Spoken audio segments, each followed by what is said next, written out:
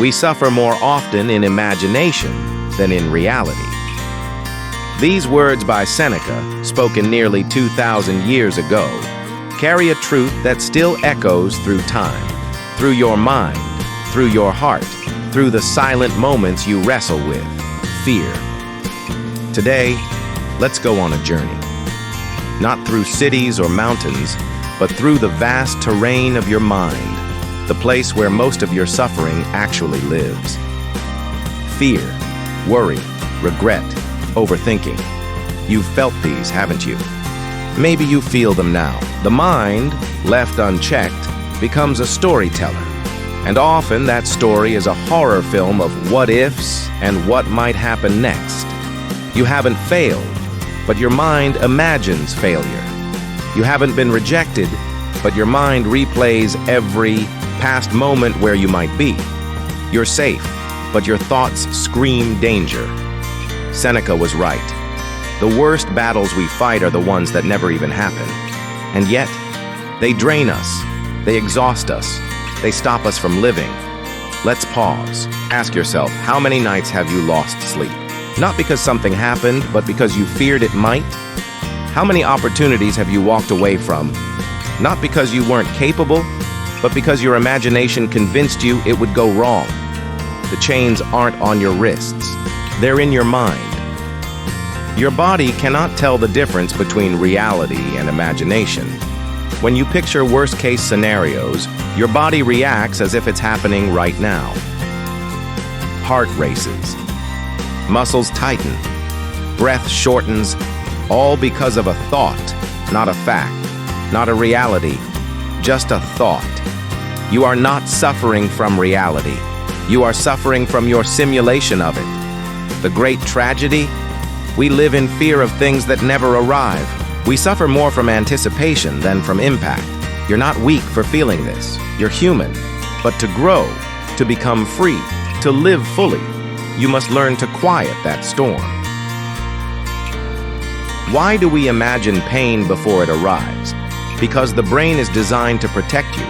And to protect you, it scans for danger, real or not. That danger could be a lion, or it could be the fear of failing at a job interview. Same system, different era. The problem is your mind doesn't always know how to let go. Your brain holds on to trauma, onto the past, onto fears of what happened before, and it projects them into your future. Last time I spoke up, they laughed at me. So, I better stay quiet.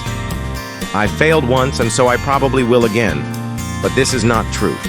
This is the echo of a fear, not a prophecy. Just because you think it doesn't mean it's real. How do you stop this cycle? You face it. Step 1 is awareness. Recognize the moment when your mind is spiraling. Say out loud, "This is imagination, not reality." Step 2 is presence. Breathe. Ground yourself. Touch the table. Feel your feet. Remind your body that you are safe. Step 3 is challenge. Ask, do I have evidence this will happen? Most of the time, the answer is no. Step 4 is action. Because the antidote to fear is movement. Walk toward the thing you fear. Let the light of action reveal the shadows for what they are. Illusions. Your imagination is powerful. Use it to create, not destroy. Imagination isn't your enemy. It's your gift. Yes, imagination can torment, but it can also heal. Imagine the life you want. Imagine yourself overcoming fear. See yourself giving that speech, starting that business, walking with strength, smiling with peace. You can rehearse disaster, or you can rehearse destiny. Imagination is the paintbrush. Your mind is the canvas. And the masterpiece you create, that's your life. How many times have you feared something only to find out it wasn't so bad? You feared the conversation, but they understood. You feared the failure, but it taught you more than success ever could. You feared the change, but it led to growth. Reality, even when painful, is rarely as cruel as our thoughts. About it, stop running from shadows. Turn on the light. face the truth. What if the fear you feel isn't a warning, but an invitation? An invitation to grow, to stretch, to stop living in tomorrow and start experiencing today. We suffer more often in imagination than in reality. These are not just words. This is a mirror. And now, you've seen the reflection. The prison isn't real. The key was in your pocket all along. Stand up, walk forward, and truly live without the weight of imagined suffering.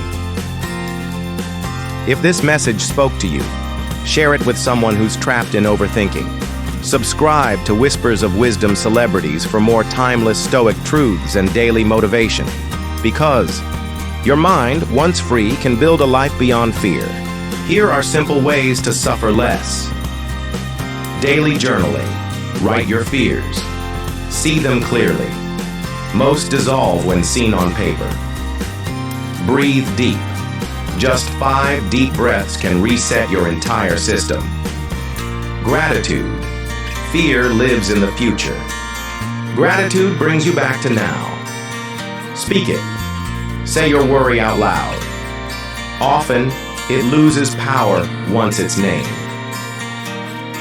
Take one small action. Every day. Movement destroys imagined fear.